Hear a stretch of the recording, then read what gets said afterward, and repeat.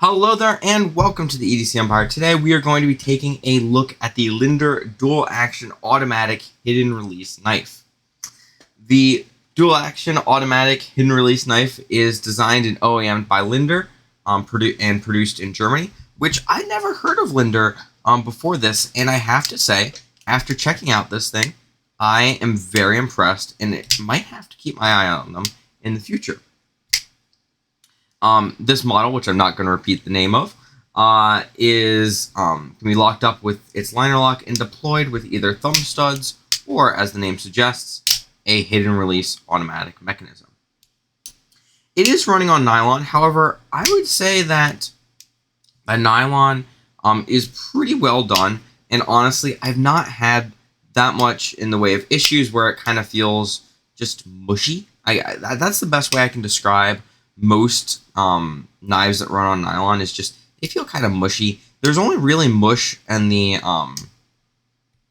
lockup position, and I would argue that's mostly because of a not super tight lock bar and not a very large detent ball, rather than the actual fault of the nylon. And I would actually say this is some of the best nylon that I felt. A little bit better than what I would say previously was my favorite of the Rat 1. The blade is $440, so nothing spectacular, but for the $50 that you're going to be paying for this bad boy, I don't think it's too bad. It's been heat treated very, very well. I have not run into any issues with it, and it came out of the box very, very sharp. The edge is very well ground, with only a bit of a smile at the back, but honestly, nothing too bad if you take a look-see. And I cannot really complain about the blade material too much because, for the most part, I would say this thing does exactly what it set out to do. Be a budget offering if you want that hidden release kind of style, but don't want to pay big bucks for other companies that you would have to kind of go to.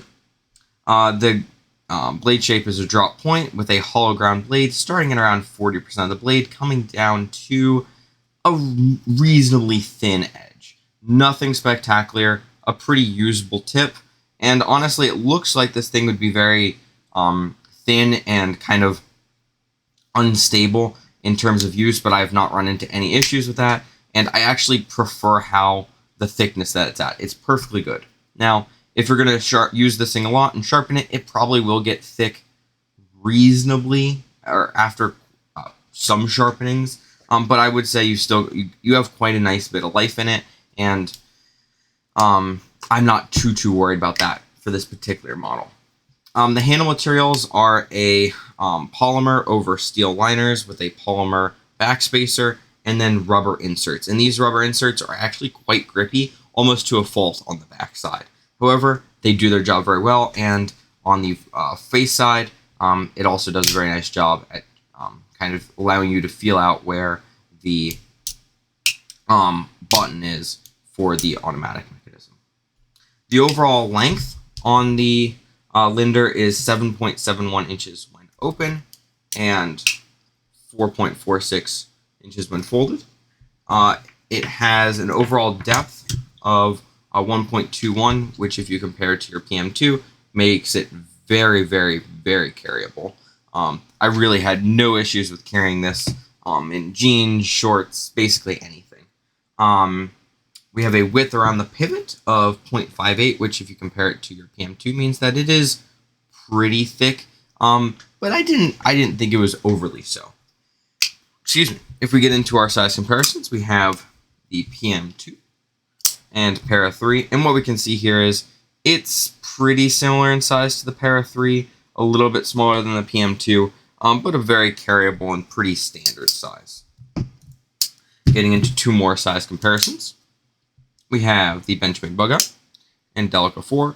I would say a little bit larger than the Bug Out and the Delica, but not unreasonably so. And then, getting into our two budget offerings, we have the Civivi Elementum Button Lock and QSP Penguin. And what we can see here is that, they're both smaller than the Linder, but mostly that is coming from the actual handle. The handle is pretty long at 4.0 basically 4.5 inches when you have a blade of 3.25. So a pretty carryable blade length. Obviously not under the 3 inches, which would be probably the most on average legal, but I don't think you're going to have a whole bunch of issues if you live in, for example, the States. We have an edge length of just under 3 inches at 2.95 with a blade stock of 0.11, so just under that average that I tend to see of 0.12, 0.125. Then we have a weight of 3.85 ounces, which means that for blade to weight ratio, it's definitely not too bad, not the greatest thing ever, but there's a lot of things going on here.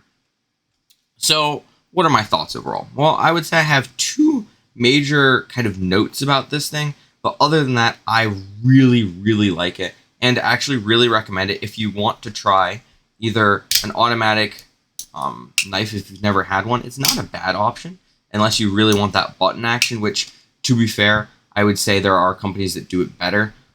I would say if you really want to feel a premium, just go ProTech. That's not exactly a unique take though. So for the budget auto space, this is actually still pretty good. If you want to try having a dual action, I've never had one. This is my first one, and that's really what attracted me. I also like the profile. I think it looks kind of awesome. And so those two things kind of drew me to it. Interestingly, I couldn't find a thing that had the silver bladed model. So there's a black acid washed variant, which is what I have, and then there's like a satin finished variant. The satin finished variant, I couldn't find if it had a pocket clip. I also preferred how the acid wash looked, so I just went with the acid wash. So if you do get the satin one and can confirm that it has a pocket clip, that would be great. They're the same price, so I have to assume that it does. But I've seen a couple of listings, and the one or two videos I could find on it, the one that had the satin variant, he didn't have a pocket clip on it. That could just be personal preference, which we'll get into in a moment, but just keep that in mind. I am pretty sure that you will have a pocket clip if you get the satin one, though.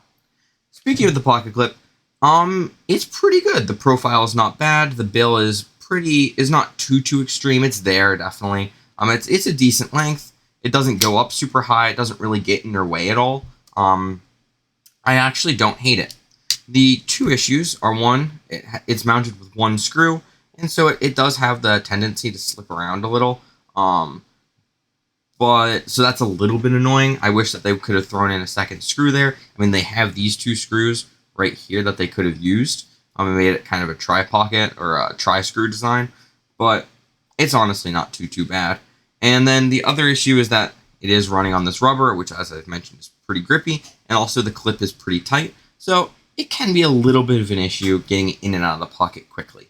I found that a lot of the time I was actually if I was going to be using my knife a lot, it would be carrying and writing about like right here on the pocket because I just didn't want to deal with the extra length of material. However, I didn't have any issues doing that. Not recommending that for everyday use, but if you're going to be taking your pocket or your knife in and out of your pocket a lot, it works. And honestly, it's not the worst representation of the feel of a pocket clip, and so I really can't complain too much. The other major complaint that I have is just with the detent. It's a little bit soft. I wish it was a little bit stronger of a detent. It can kind of feel sometimes. I mean, it's very flickable, very fidgety. The whole knife is very smooth. And if it was much tighter, you might not have quite the same smoothness, especially because you are on nylon. But that's just something to think about. I would have liked a slightly tighter detent. Other than that, the auto action works really well. It's just using a pretty similar spring system, if you can see in there, to like a Buck 110 auto, if you're familiar with those. Just a pretty classic mechanism. It's just a bar that's being held back with another bar, which if you press down on this button, you're essentially releasing a bar, or you're releasing a pin, which is preventing the bar from flinging it out. It's not a fully automatic, so if or it's not fully under spring tension like modern ProTechs are, so this whole area is not under spring tension when it's auto. It's just this area.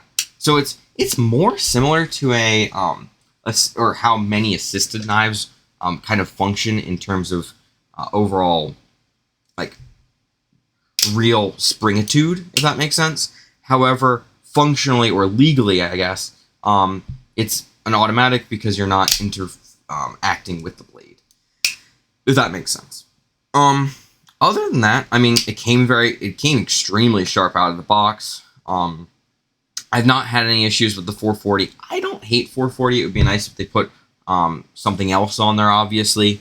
I actually wouldn't mind to pay like an extra $20 for a better steel. But other than that, I mean, the build quality on this thing is really nice. You can't really get to the jimping on the back of the blade here, so there's not really any jimping, but I haven't found a need for it necessarily.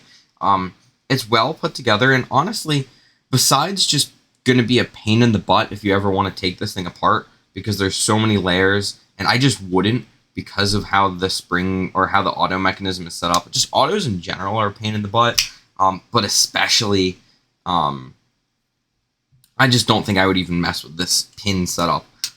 However, it works really well, and I don't foresee a lot of issues. The lockup, something I'm always kind of concerned about with some liner locks, is perfectly good. It hasn't really moved at all, and overall, I'm very, very impressed. If you want to try a dual action knife, I think that this is actually a really, really good variant. It's basically the same cost as a Booker Kalashnikov, actually a little bit cheaper if you want to get like the medium size, and I would argue it's just as good, maybe even better in some ways. I think I would have a preference of this over the Kalashnikov in terms of having an automatic. But there's a whole bunch of different budget autos that you can mess around with. I like that it's made in Germany. I like that I haven't heard of the company and I want to check them out more. And I think it's very, very well produced.